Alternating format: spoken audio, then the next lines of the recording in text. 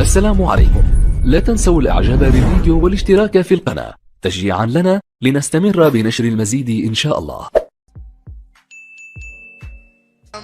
ملعب يحمل اسم الراحل عبد الكريم كروم المجاهد، طبعا من مدينة سيغ المضيافة، لنرافق المنتخب الوطني لأقل من 18 سنة في أول خرج له في ألعاب البحر الأبيض المتوسط، مدعما بالآلاف من محبيه في تحديه الأول أمام المنتخب الإسباني. منتخب أقل من 18 سنة بمواهب محلية وأخرى ناشطة في أوروبا، تسعى من أجل اليمنى من طبعا هجوم الخضر دوغي أمين وكقلب هجوم شقرة أيضا. في هذه الأثناء إذن مشاهدينا الكرام تنطلق هذه المباراة التي ننتظر أن تكون شيقة مثيرة ممتعة، بالنظر إلى الأجواء الحماسية الكبيرة جدا. تقريبا نادرا ما نشاهد، أو بالأحرى مانويل أنجل هو من يتولى تنفيذ التوزيعة السهلة بين أحضان الحارس حمزة بوعلام حارس نادي اتحاد العاصمة في التوغل وبناء الهجمات. رائع المراوغة، رائع، ويقدم كرة ذكية لزميله، ولكن التغطية الدفاعية حاضرة من بوناصر، خطأ والتسديد حذاري حذاري حذاري، خطأ، ولكن في نهاية المطاف حمزة بوعلام يتصدى لكرة أولى ساخنة من جانب الإسبان، كرة أولى ساخنة من معاكسة سريعة مع بلونكو، تدخل رائع من قبل بوناصر عبد الصمد. شقر عمر ينطلق عمر محمد رفيق، كيف ضاعت هذه الكرة.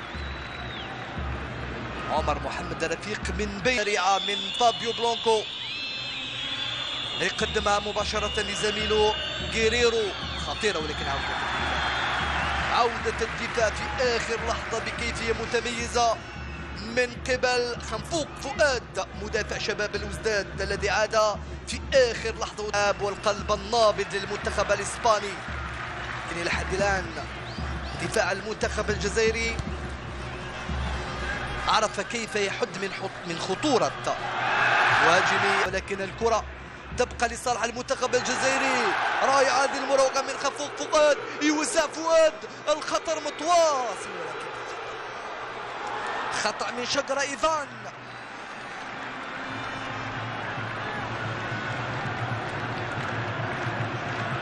بلومي ابن مدينة معسكر، والكثير من اسماء حذاري خروج موفق. رائع حمزة بوعلام في وقت الحديث عن الأخضر. بلومي الذي يعتبر واحد من خيرة ما أنجبت الكرة الجزائرية والإفريقية أيضا.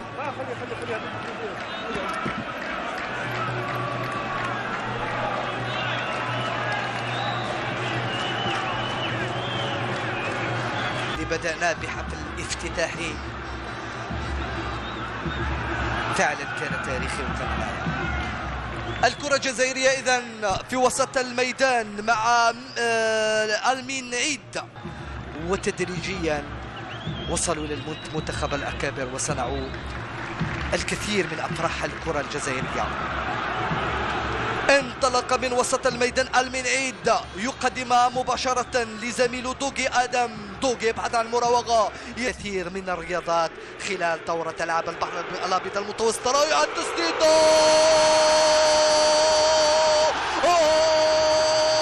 الهدف الأول في وقت الحديث عن رفع الراية الوطنية، في وقت الحديث عن الإنجازات، في وقت الحديث عن من كتبوا أسماءهم بأحرف من ذهب في تاريخ الكرة الجزائرية وألعاب البحر الأبيض المتوسط. يأتي هذا الهدف الجميل ويقول مهدي بوش بأنني سأكتب أنا أيضا اسمي في تاريخ ألعاب البحر الأبيض المتوسط، سأكتب اسمي وسيتذكرون بأنه أول هدف سجل في ملعب الراحل عبد الكريم كروم في ألعاب البحر الأبيض المتوسط.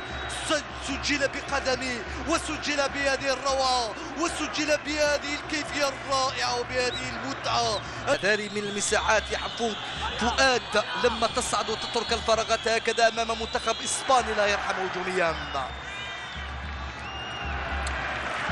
فؤاد عنده نزعة هجومية تخليه في بعض الأحيان ينسى الدور الدفاعي، ولكن لحسن حظه أن التغطية الدفاعية كتراها من ألامين عيد. طبعا هذا النوع من المباريات اللي تخلي اللاعب يكبر فنيا. هكا يقدمها لزميله كازاس، حذاري وتخرج جانبية إلى ضربة مرمى لصالح المنتخب الجزائري. مع مرور دقائق أيضا المنتخب الإسباني يتقلق يتنرفز ويكون هذا الأمر في صالحنا بالدرجة الأولى. من هذه الكرة حذاري الله يا زاوية صلاح الدين لحسن الحظ مرت بسلام ولكن حذاري من الهجمات المعاكسة السريعة. وتتحول الآن إلى هجمة معاكسة جزائرية مع دوغي آدم. أبو ناصر انطلاقة لصالح المنتخب الجزائري خطيرة، وعودة الدفاع في نهاية المطاف وتخرج إلى ضربة مرمى لصار محمد رفيق يغير الجناح بكيفية ممتازة. دوغي التوغل رائعة التوزيع والدفاع بصعوبة يتدخل ويخرج إلى الركنية. الدفاع يتدخل بصعوبة ويخرجها إلى الركنية بعد هذا العمل. مزحزح أنيس طويلة الانطلاق الآن من قبل زولياني إيدي يحتفظ بالكرة. زولياني يستفيد. مهدي سرباح المرحوم مهدي سرباح كان حاضر في تلك الدورة. شعبان مرزقان شعيب صفصافي قندوز مغريسي بحبوح أيضا غربي إسماعيل دخل أيضا.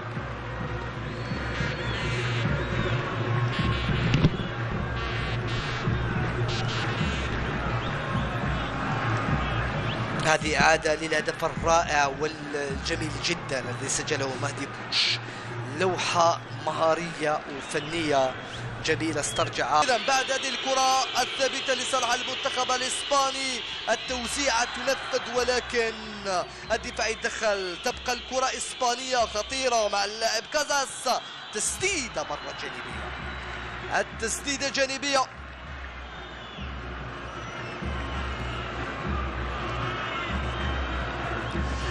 نفسها حذاري بعد هذه المراوغة والانطلاقة. العودة الرائعة ومن دون خطأ يتمكن دفاع المنتخب الجزائري من إخراج هذه الكرة من قبل بو ناصر عبد الصمد. يوقف اللاعب غرب إسماعيل الذي انطلق بكيفية متميزة يبقى ساقط على غرب إسماعيل. رودريغاز الفار وباستيدا الفار، ولكن دفاع المنتخب الجزائري يبقى صامد. استماتة الكرات لا تمر لا التسديدات ولا المراوغات.